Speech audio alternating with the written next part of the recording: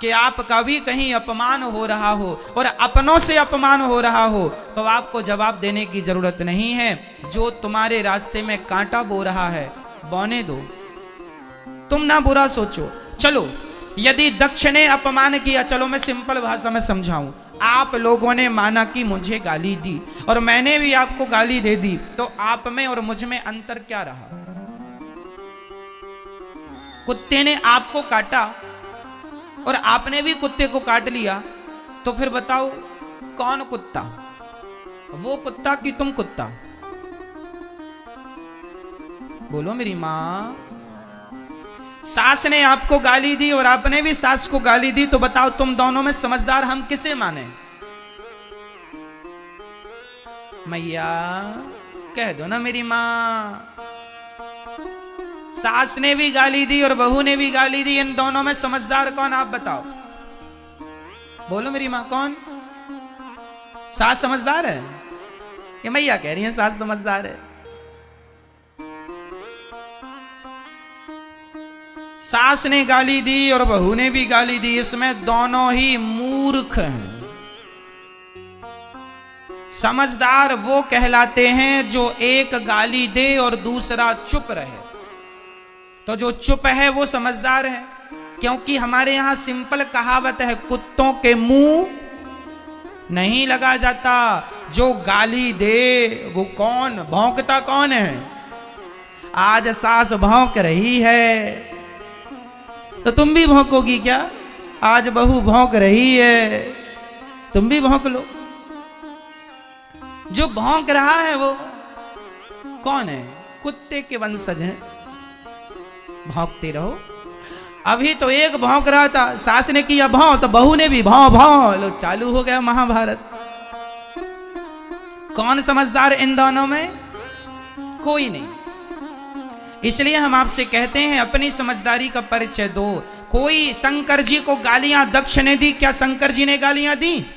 भगवान कृष्ण को शिशुपाल ने कितनी गालियां दी? बोलो मेरी मां। मैया जी कितनी? 100 गालियां भगवान ने चुप रहकर सुनी कि नहीं?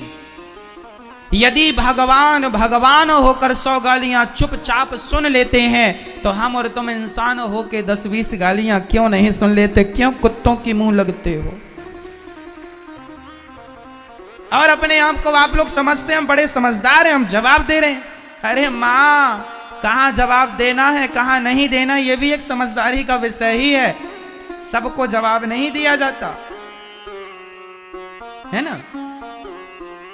क्या जवाब दें हम इनको?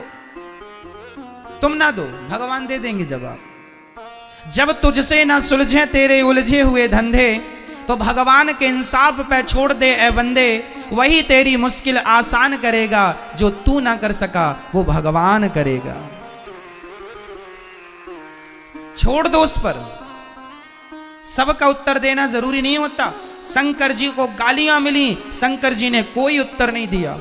भगवान कृष्ण को गालियां मिली शिशुपाल के द्वारा, कोई उत्तर नहीं दिया। 100 गालियां हुई, सिर काट दिया। आप भी जवाब ना दिया करो। सास बोलती है, बोल, उसका स्वभाव है बेचारी का, बोल रही है। सुनने की आदत, सुनने का अभ्यास करो, ज्यादा से ज्यादा सुनो। और सुनो, अपना अपमान भी सहना सीखो। तितिक्षवः कारुणिकाः सुहृदः सर्वदेहिनां अजात शत्रवः शांता साधवः साधुभूषणा। वही व्यक्ति समझदार है, वही व्यक्ति सफल है जिसके अंदर सहनशीलता ज्यादा है। सह लो। यदि पाकिस्तान हमारा अपमान करे तो बिल्कुल ना सहो, पर तुम्हारे अपने ही तुम्हारा अपमान करें तो कोई बात नहीं, अपने हैं, माफ करते चलो। इनसे क्या झगड़ा करना। आपका भाई आपका अपमान कर रहा, माना कि आपका सगा भाई आपका अपमान कर रहा है, तो क्या लड़ोगे उससे? तुम्हारी तो भाई है, इसलिए उसे उसकी तरफ ना देखो। पागल हो गया, दिमाग खराब है, कुत्ता सवार है इसके ऊपर। भौंकने दो। कहां इससे मुंह लगा रहे हो? क्योंकि वो मेरे भाई ही तो है। अपनों से ना जिद पालो, अपने से ना लड़ो। हाँ, कोई आतंकवादी है, कोई दूसरा है, तो उससे लड़ जाओ, जीतो। किसे जवाब देना है, किसे जवाब नहीं देना, यह भी विवेक का विषय है। आप लोग जिसे जवाब देना होता है उसे तो देते नहीं है, और जिसे जवाब नहीं देना उससे लड़ते हैं।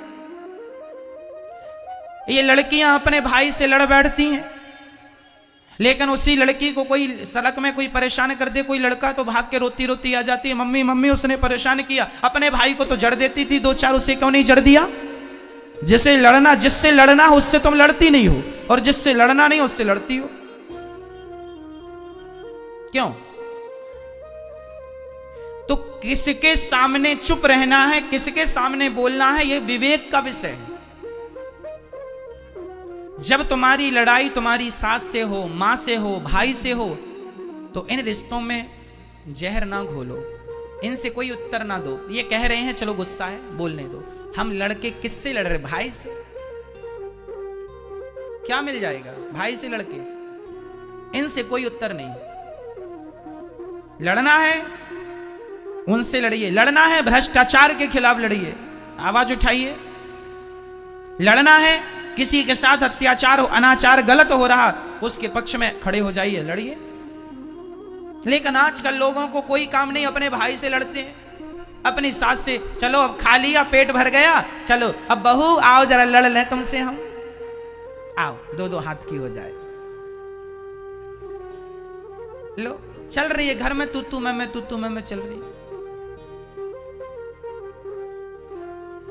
और इससे भी बच गए तो आज भारत में जातवाद का जहर घोल के लड़ रहे हैं। मैं ब्राह्मण, मैं क्षत्रिय, मैं वैश्य, मैं शूद्र। लो भैया आपस में लड़ो, अब तुम्हारा अन्न कैसे पचे, लड़ो आपस में।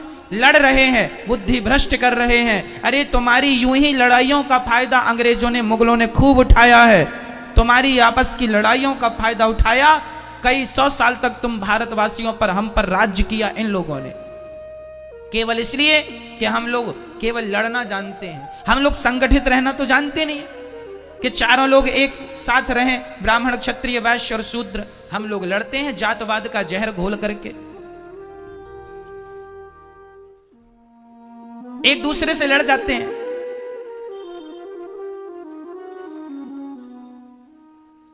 ऐसे ही लड़ो आपस में। कल फिर कोई और आएगा तुम्हारे देश में कब्जा कर लेगा, फिर करना उसकी गुलामी। आदत हो गई है गुलामी करने की तुम्हारी, कभी मुगलों की कभी अंग्रेजों की। अब ऐसी फिर लड़ो, फिर करना किसी की गुलामी। मेरी मां, मेरे नौजवान दोस्तों, जाग जाओ, सबको गले से लगाओ। कोई जातवाद नहीं है। गुर्जर कहता है मैं बड़ा, जाट कहता है मैं बड़ा, ब्राह्मण कहता है मैं बड़ा, क्षत्रिय कहता है मैं बड़ा। वो फलाने गुर्जर और जाट आपस में लड़ जाते हैं। क्यों लड़ते हो? तुम दो थोड़ी हो, तुम एक हो।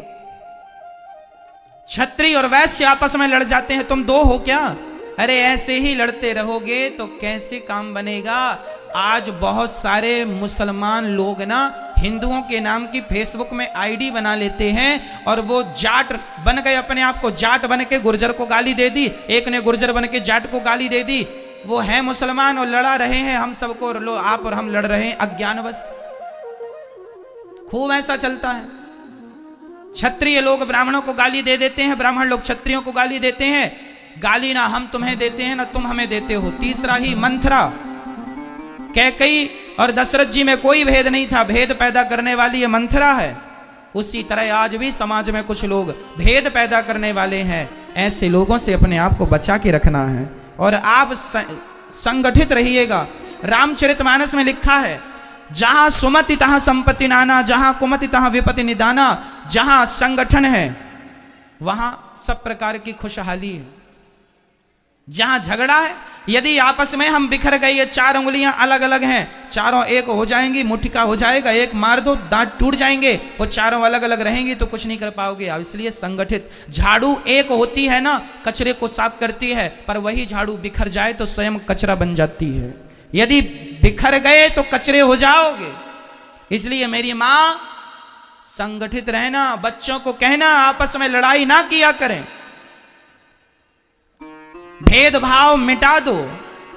ब्राह्मण, क्षत्रिय, वैश्य, शूद्र, हिंदू हम एक हैं। बटो मत, बट जाओगे तो अस्तित्व खतरे में पड़ जाएगा। सब जरूरी है, ज्ञान जरूरी है, विज्ञान जरूरी है, भक्ति जरूरी है, सब जरूरी है, संगठन भी जरूरी है। हम संगठित रहें। हम 4 भाई हैं, एक बाप की संतान हैं। बताओ ब्राह्मण का पिता कौन? ब्राह्मण का पिता कौन? ब्राह्मणोस्य मुखमासीद बाहु राजन्यः कृतः ऊरु तदस्य जदवैश्यः पदभ्यांगुं शूद्रो अजायत। वेद मंत्र है ये। वेद में लिखा है भगवान नारायण के मुख से ब्राह्मण का जन्म हुआ, भगवान नारायण की भुजाओं से क्षत्रिय का जन्म हुआ, भगवान नारायण की जंघा से वैश्य का जन्म हुआ और भगवान नारायण के चरणों से शूद्र का जन्म हुआ। तो चारों के पिता एक ही हुए कि नहीं? पिता कौन है? नारायण। भगवान नारायण से ही ब्राह्मण क्षत्रिय वैश्य और शूद्र का जन्म हुआ। जब हम एक ही बाप की संतान हैं तो फिर झगड़ा किस बात का है? हम तो चारों एक ही हुए। गुण कर्म विभागशः, केवल आदमी के गुण कर्म के कारण विभाग हो गए। भगवान ने कह दिया एक पिता के विपुल कुमारा, एक बाप की 4 संतानें थी, एक बेटा जरा ज्ञानी था तो बेटे का नाम रख दिया ब्राह्मण। क्या नाम रखा? ये ब्राह्मण है। एक बेटा ज्यादा युद्ध कौशल था, युद्ध में कुशल था, नाम रख दिया क्षत्रिय। एक जरा पैसे पे जरा ध्यान था तो नाम रख दिया वैश्य। और एक बेटे का सेवा में मन था, तीनों का सहयोग करता था, तीनों से प्यार करता था, उसका नाम रख दिया शूद्र। एक्चुअली शूद्र जात नहीं है, ब्राह्मण जात नहीं है, क्षत्रिय कोई जात नहीं है। ये तो हमारे बाप दादों के नाम थे। ब्राह्मण नाम का आदमी था, उसकी जितनी संतान हुई तो ब्राह्मण के नाम से जानी गई। क्षत्रिय नाम के आदमी की जितनी संतानें हुई क्षत्रिय के नाम से। हम लोग एक ही पिता की संतान है, मूल में पिता एक है नारायण। केवल व्यवस्थाएं बनाने के लिए 4 विभाग किए गए कि ब्राह्मण वेद बचाएंगे, क्षत्रिय अपना देश बचाना, वैश्य पैसा बचाना और शूद्र इन तीनों का सपोर्ट करना। क्यों ये व्यवस्था बनाई? आपके घर में भी बेटी का विवाह होता है तो आप लोग भी व्यवस्था बनाने के लिए किसी को मंडप की सेवा संभाल दे देते हैं, किसी को खाने पीने की सेवा, सो तुम खाने पीने की संभालना, तुम मंडप की संभालना, तुम बारातियों को नाश्ता पानी की संभालना। भाई व्यवस्था बनाई जाती है कि नहीं? काम सौंपा जाता, तुम ये काम कर लेना। हमारे देश में भी आजकल देखो ना, एक प्रधानमंत्री होते हैं, एक राष्ट्रपति होते हैं, एक खाद्य मंत्री होते हैं, एक गृह मंत्री होते हैं, एक उद्योग मंत्री होते हैं। ये व्यवस्थाएं हैं। उद्योग का काम करना है, उद्योग मंत्री से मिल लो, और दूसरे काम है तो इन मंत्री से मिल लो, उन मंत्री से मिल लो। क्यों भाई? ये व्यवस्थाएं हैं। फलाना मंत्री फलाना मंत्री फलाना शिक्षा का संबंध है तो शिक्षा मंत्री से बात करो,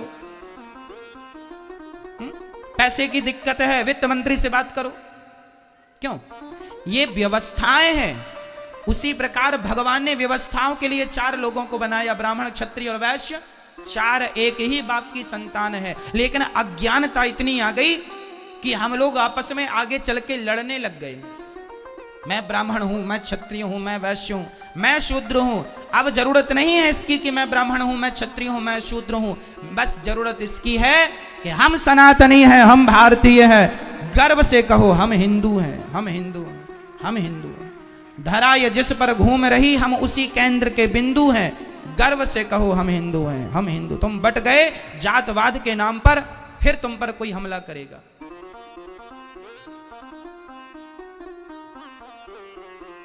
आज क्रिश्चियन लोग गांव-गांव में जाके हिंदुओं के गांव को धर्म परिवर्तन करा रहे हैं और हिंदुओं के गांव को जो कम पढ़े लिखे लोग थे उनको क्रिश्चियन बना रहे हैं।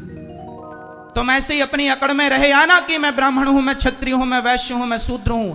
आगे चल के सारे हिंदू क्रिश्चियन बन रहे हैं। क्रिश्चियनों की एक बहुत बड़ी साजिश चल रही है। फिर क्या होगा जब सब लोग वही बन जाएंगे? कौन होगा तुम्हारी पक्ष की बात रखने वाला? कौन होगा तुम्हारा पक्ष लेने वाला? सेना भी बड़ी होनी चाहिए, संगठन में बहुत बड़ी ताकत होती है। ये बातें हल्के में ना लेना, नहीं कल को आने वाली पीढ़ी तुम्हें गाली देगी कि तुमने क्या किया। अरे अपने हिंदुओं को बचा लेते कम से कम। अरे समय निकाला करो और अपने उन गरीब लोगों के पास जाकर बैठा करो जिन्हें 2 किलो आटा की जरूरत है, 1 किलो दाल की जरूरत है। जरा सा समाज में सेवा करो, सहयोग करो, सबको भूखे को भोजन कराओ। क्रिश्चियन लोग पैसे दे दे के धर्म परिवर्तन करा रहे हैं, हाँ या ना? और तुम लोग केवल अपनी अकड़ में 20 लाख की गाड़ी लेना है, 50 लाख की गाड़ी लेना है, गाड़ी घोड़े में पैसे लगाओगे। अफगानिस्तान का क्या हुआ? कब्जा कर लिया आतंकवादियों ने, सबकी जमीन जायदाद गाड़ी घोड़ा रखी रह गई।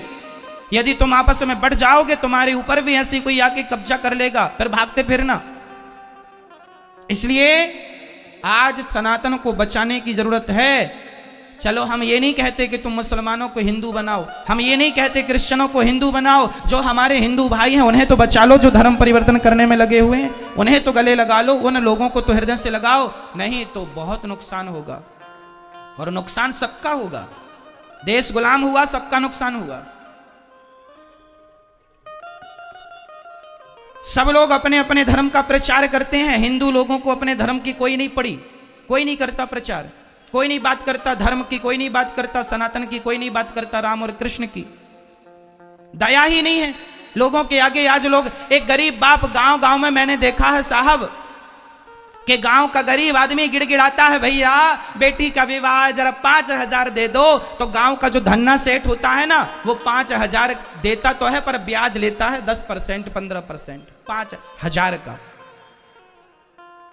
अरे उस आदमी को ये तो समझ आए कि पागल, वो गरीब आदमी है, उसके बेटी का विवाह है, 5,000 दे दो। बेटी के विवाह में ईश्वर ने तुम्हें देने के लायक बनाया है, दे दो। उस गरीब आदमी से तुम ब्याज वसूलोगे? अरे दे दो 5,000, महीने 4 महीने में वापस कर देगा वो। क्या कि तुम 5,000 का ब्याज लगाए बैठ गए? कोई लाखों की बात हो तो बात 10-5,000 में तुम ब्याज लेते हो, कितना पैसा कमा लेते हो इससे? घोर नरक जाओगे। ईश्वर ने तुम्हें धन दिया है, इसका अर्थ ये नहीं कि तुम उसका दुरुपयोग करो। धन दिया है तो इसलिए दिया है कि तुम जरूरतमंदों की सेवा कर सको, दीन दुखियों को गले लगा सको, किसी गरीब आदमी की तुम मदद कर सको।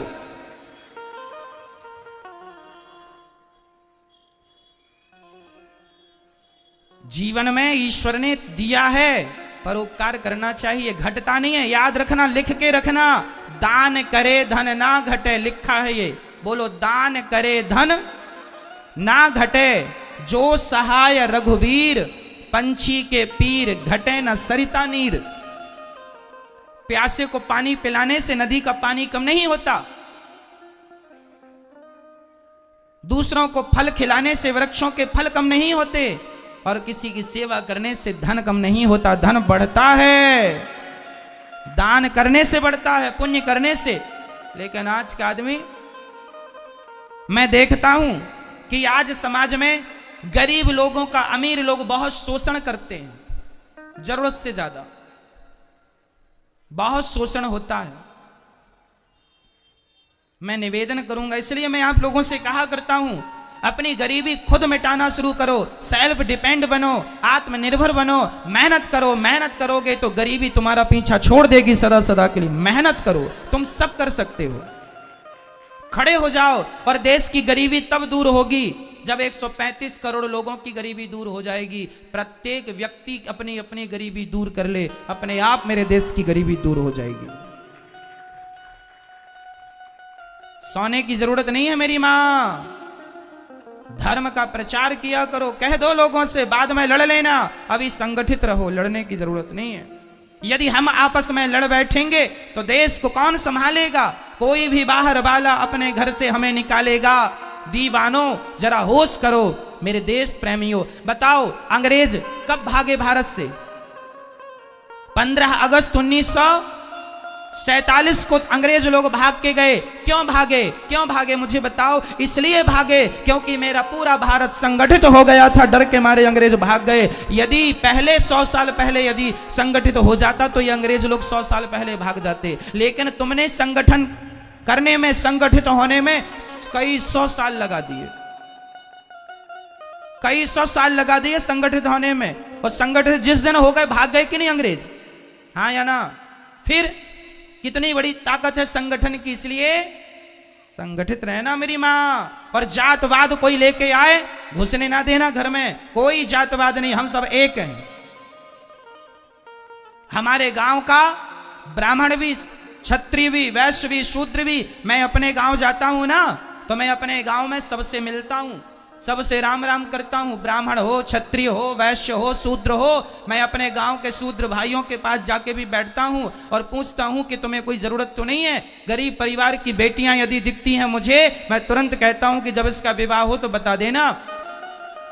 जब से दास अनिरुद्ध ने होश संभाला है तब से हमारे गांव में किसी भी बेटी का विवाह होता है, गरीब परिवार की सबकी बेटियों के विवाह में भोजन की व्यवस्था दास अनिरुद्ध कराता है। जितने बाराती आएंगे सहयोग हो यहां से होगा। गरीब हो तुम, मदद करेंगे, ईश्वर ने इस लायक बनाया है, करो। अरे 10-20 हजार में तुम्हारा कुछ नहीं घट जाता, पर 10-20 हजार में गरीब आदमी की बेटी का विवाह निपट जाता है। बनाया है तो करो, बांध के ले जाओगे। सभी में बांट कर खाए उसे इंसान कहते हैं। मैं बताता नहीं हूं, न बताने की जरूरत है, पर जीवन में ईश्वर ने योग बनाया है तो आपको करना चाहिए। अपना पेट तो पशु पक्षी भी भर लेते हैं, पर सभी में बांट कर खाए उसे इंसान कहते हैं। पराया दर्द अपनाए उसे इंसान कहते हैं। मैं छुआछूत नहीं रखता बिल्कुल। हमारे गांव में जितने लोग हैं सारे लोग, चाहे मोची समाज हो चाहे कोई, मैं सबको बैठता हूं, सबके पास बैठता हूं, सबको अपनी तरफ से राम राम करता हूं, सबके साथ बैठता हूं, बगल में बैठता हूं, सबका हालचाल पूछता हूं, भैया कैसे हो, सब आनंद है, कुशल मंगल है। सबसे हंसता हूं, सबसे बात करता हूं, सबको गले लगाता हूं। यहां गौरी गोपाल वृद्धाश्रम में भी मेरी वृद्ध माताएं रहती हैं। यहां सब प्रकार की माताएं रहती हैं, ब्राह्मण मैया, क्षत्रिय मैया, वैश्य मैया, शूद्र मैया। आज तक मैंने किसी माँ से जात नहीं पूछी कि माँ तुम्हारी जात क्या है। मैं केवल सबके पांव दबाता हूं, चाहे मैया कोई भी जात की हो, मुझे क्या करना। माँ की जात कोई नहीं होती, माँ तो सिर्फ माँ होती है। मैंने तो जात पात का भेद मिटा दिया आपकी आंखों के सामने। आके देख लो गौरी गोपाल वृद्धाश्रम में माएँ सब प्रकार की हैं, ब्राह्मण, क्षत्रिय, वैश्य, शूद्र। पूछ लेना कि मैंने किसी से जात तो नहीं पूछी, आज तक मैंने किसी से ना जात पूछी, केवल सेवा किया है मैंने, केवल सेवा। मैं नहीं मानता, मैं ये मानता हूं कि ईश्वर की सब संतान है, प्यार से रहो। गले लगाने में ज्यादा अच्छा है, नफरत घृणा रखने में अच्छा नहीं है। क्यों? मैं आपसे प्यार करूं तो ज्यादा अच्छा होगा कि मैं आपसे नफरत करने लग जाऊं तो ज्यादा अच्छा होगा? यदि छुआछूत भेदभाव होता तो राम जी शबरी के बेर क्यों खाते? राम जी ने भेदभाव नहीं रखा, हमारे भगवान थे, तो फिर हम भेदभाव काहे का रखें? ना जी, सबको गले लगाने में क्या मैं छोटा हो जाऊंगा? आप अपने नगर के गरीब लोगों को गले लगा लोगे, प्यार से बैठ के दो बातें कर लोगे, इससे आप छोटे हो जाओगे? तो क्यों नहीं लगाते गले, क्यों नहीं प्यार करते सबको? आज भारत में ऐसी मानसिकता है कि कुछ लोग ऐसे हैं कि यदि किसी को छू लेते हैं ना तो वो कहते तुम्हें छू लिया अब नहाएंगे। गलत है ये। क्या माता सबरी को छूकर राम जी नहाए थे? फिर